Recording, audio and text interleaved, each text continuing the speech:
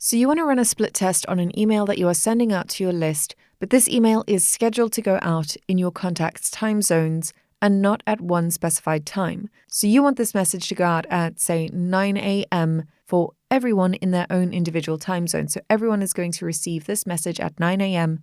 in their own time zone, instead of everyone receiving this message all at once. But we want to run a split test, and it gets a little bit more complicated when time zones are involved. So I'm going to navigate over to my messenger here on the left-hand side, and I'm going to click into this message.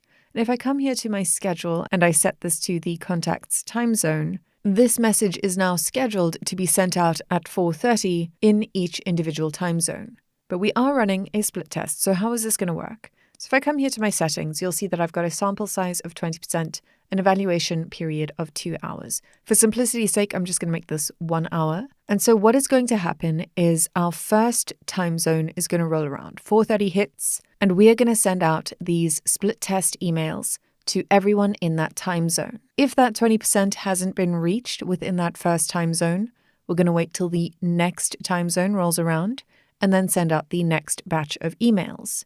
And again, if that 20% sample size still hasn't been reached, we are still going to be splitting these 50-50. And let's say the next time zone rolls around, the next batch of emails gets sent out, and then our sample size is reached. We've sent our email to 20% of our recipients, then the evaluation period is going to begin. And because we've got it for 1 hour, this is going to wait 1 hour to see how many people click on which of these emails, and whichever email outperforms the other after this evaluation period will be deemed the winner. The winning email will then continue to be rolled out to the remaining recipients of this email. So it does work a little bit differently when our messages are scheduled in the contact's time zone, but it does still work essentially the same. It's just how long it's going to take to run this test.